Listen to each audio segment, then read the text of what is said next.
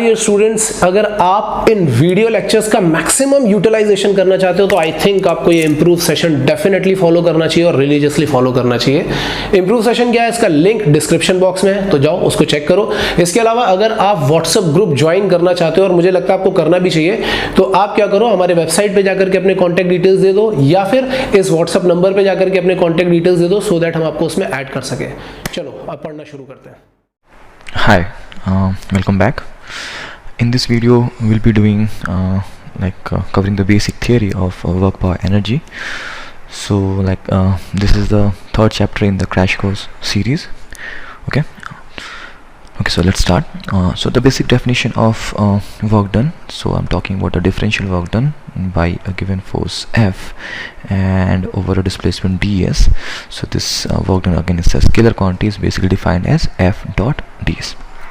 So this differential work done is the dot product of the force applied and the displacement produced. So this is a very small differential displacement and this is a force, and this force can be constant or it can be variable. So suppose if I want to find the net work done, and that is basically the integration of dw, and that happens to be F dot ds integration. Now if this F is constant, I can take it outside and that becomes F ds cos theta's integration, because this F dot ds is going to give me F into ds into cos theta. Okay, now if this theta is also constant, I can take cos theta as well, like outside integration, and in that case it's just going to be F cos theta and integration of ds, that is basically F into s into cos theta.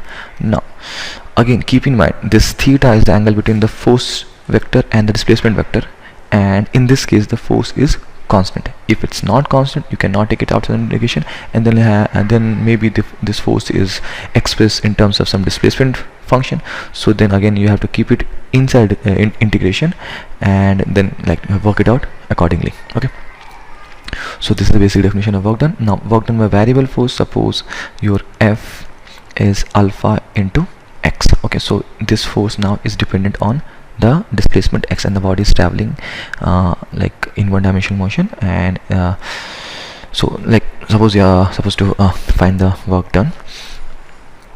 Now the differential work done, again you're going to write F into integration of ds, and let's assume that the body is moving horizontally and the force that is being applied is also in the same direction, such that the cos theta value goes to 1. So in this case you're going to write F into ds into cos 0, and since again now this F is not constant, now this ds becomes dx, because the displacement is going to have a differential variable of in terms of x. So this whole function is alpha x dx, and now this integration, and suppose the body is going from some initial displacement 0 to final displacement coordinate x, the total work done, this total work done, work net in this case, it's going to be F into x. This alpha is constant, so it's alpha, and this is going to be x square by 2. Okay, going from 0 to x is going to give you the same value, alpha x square by 2. Now this was a specific case, so suppose I want to find the work done in in general case. So what I'm going to do, let me just get rid of this. Okay, so in general case, suppose F is given as fxi and fyj plus fzk. Okay, and again the differential displacement vector ds vector will be written as dxi plus dyj plus dzk. In that case the work done dw will be the dot product of this f and ds, and that is going to give us fx dx plus fy dy plus fz dz. And now assume the body is going from some initial position vector ra to final position vector rf. So this from going from ra to rf is going to give you some displacement in x and some displacement in y or some displacement in z. So this is going to go from some xa to xa to xf, and again y is going to go from ya to yf, and z is going to go from za to zf. So in this case this integration limits up lower limits are going to be xa, ya, za, and this is going to be xf, yf and zf. Okay, now So this concludes the work done by a variable force. You're just going to put the values of f, fy, fx, fy, and fz, and don't worry, we are going to take specific examples, and like we'll like deal with all these kind of theory in the next video. We'll be doing some solved examples. Okay, so nothing to worry. This is just like an overview and quick revision sort of thing. Now the next topic is work as a as an area under fs graph, where this is f and this is displacement. Okay, so if you just remember what I just told you, let me get rid of this topic as well. Like dw, the differential work done, is written as f dot ds or f ds cos theta. Okay, now suppose f and s, they are in the same direction, right? That the angle between f and the displacement is 0, so this cos theta goes to 1, and you can assume a body being pulled on a horizontal surface using force f, where f is variable. So suppose the graph of f with the displacement is something like this. Okay, so over displacement, the function value of the force, the value is changing, and again you're supposed to find the total work done. Now if you think about this, integration is f dot ds integration, and f dot ds is nothing but the area under the force and displacement graph. So if I'm going from some x1 to x2 under a variable force, so my total work done is basically the area of this graph. Okay, now suppose if this f at some point it goes to negative again. So again think about it, this is not, I'm talking about area as a modulus, this is area as an integration. So in that case, if suppose the function here it went negative, so this area or this integral is going to be negative, and this integral is going to be positive. So the total work done is going to be the positive summation plus the negative summation. Okay, so let's move on to the next topic, conservative and non-conservative force. So suppose I want to go from point A to point B, and I could have chosen any path, maybe this path, or maybe this path, or maybe this path, or maybe any arbitrarily looking path. So we have multiple paths. This is called 1, 2, 3, and this path is path 4. Now again, in all cases, the net displacement of the body going from point A to point B is same, is basically the shortest path between point A and point B. If work done by a force, like if I'm going from point A to point B and some external force is doing work, if work done by that force in path 1 is equal to path 2 is equal to path 3 and is equal to path 4. What do I mean by that? That no matter what path I'm going to choose, the work done is going to be same in every case. So in other words, that work done is path independent. Such kind of work is known as conservative force. Okay, now if you think about it, there's a simple result for that. If I'm going from point A to point B, my displacement is going to be RBA, and then again if I'm coming from point B to point A, my displacement is going to be RAB. Okay, so RBA, or sorry, if I'm going from point A to point B, my displacement is going to be RAB, and this is basically RB minus RA, and coming back from point B to point B, my displacement is going to be RBA, and that is going to be RA minus RB, and this RBA is nothing but minus of RAB.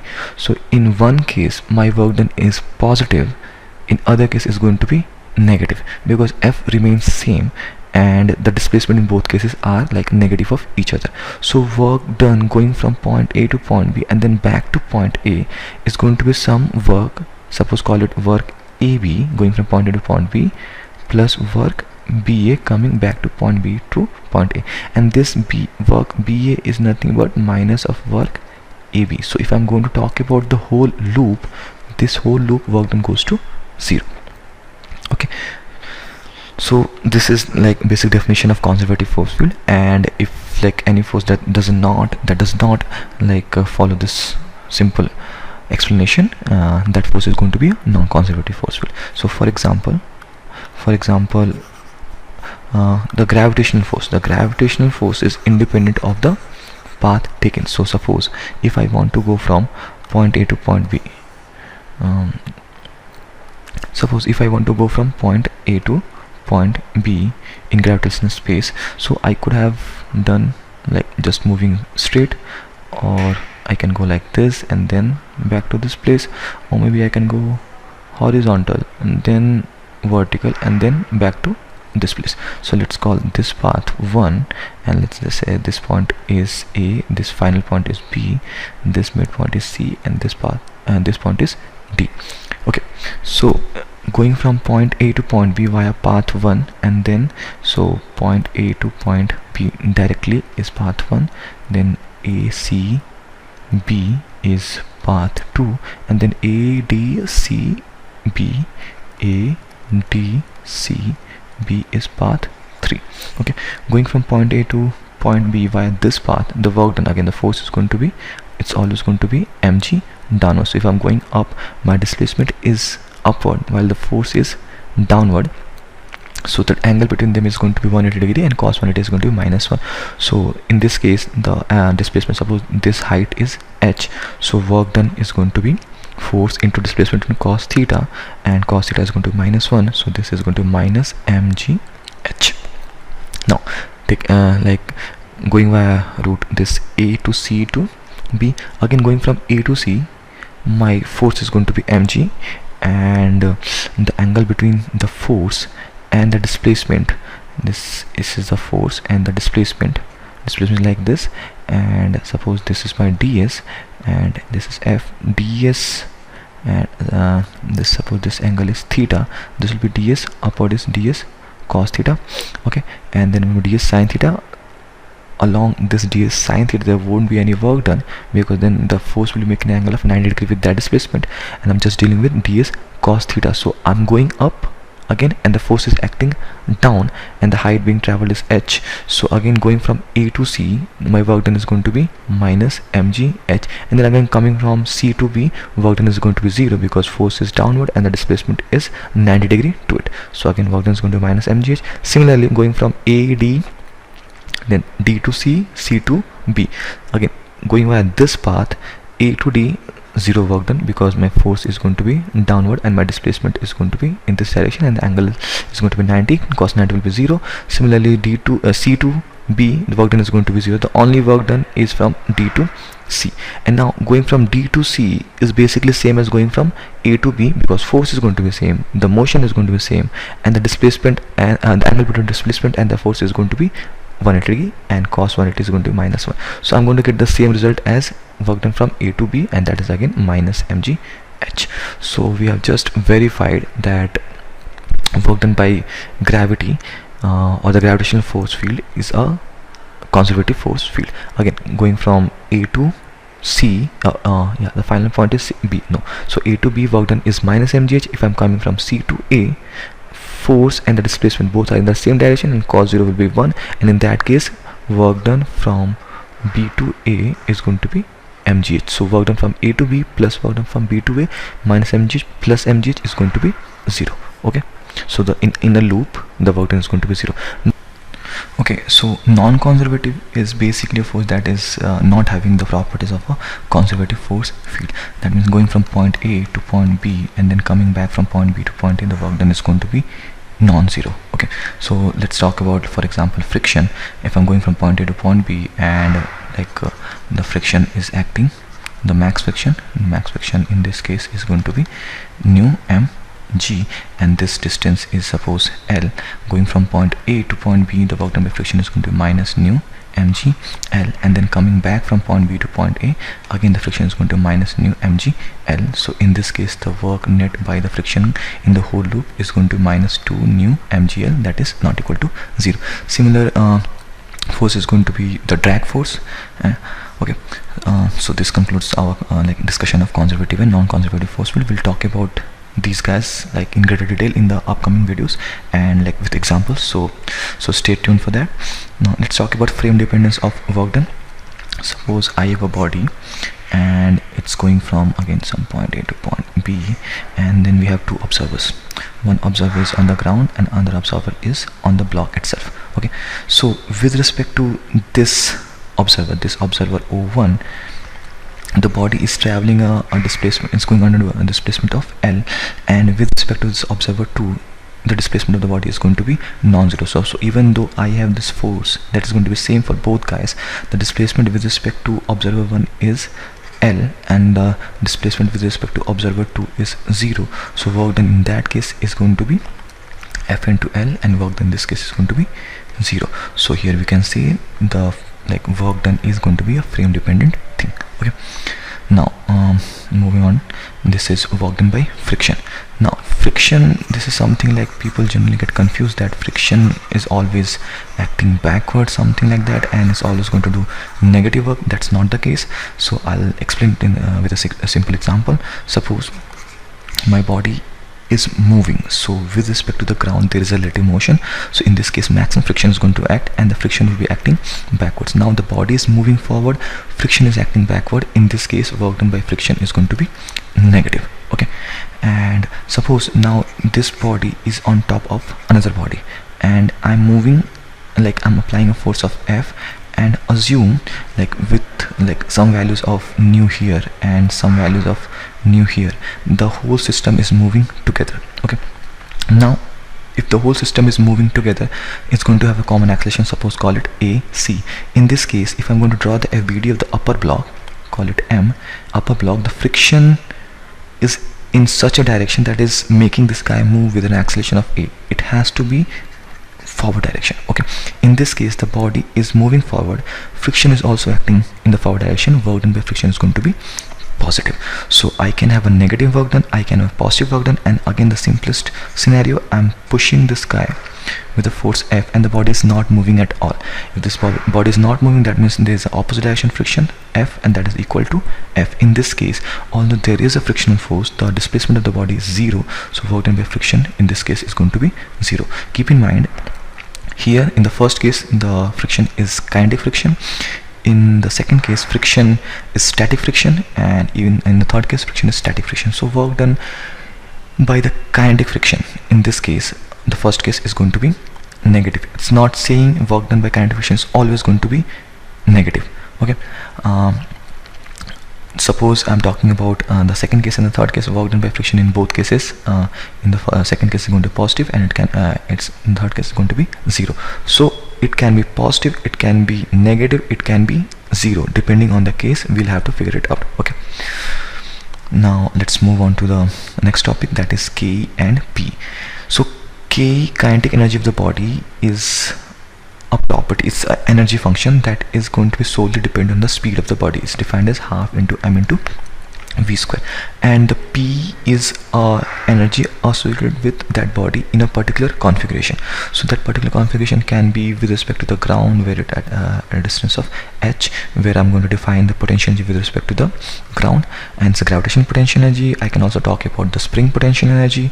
So I'll talk about spring potential energy in a separate in a separate topic, but for the time being, just assume or just keep in mind that this PE is sort of function that is solely dependent on the configuration of the body, and this K is coming because of the motion. Okay, so this is dependent on the speed and this is dependent on the particular configuration. Now we have this K and P relation. P is the momentum, K is the kinetic energy. So I can write K is equal to half m v square. I can just multiply by m and divide by m. This is going to be half m square v square by m, and this is going to be half m, and this m square v square can be written as p square. So this is your Ke. So I can also write p square is equal to 2m Ke, or p is equal to root over 2m Ke. So this is a relationship between momentum of the body and the Ke of the body. Okay, I'll discuss these topics in the next video, so stay tuned for that.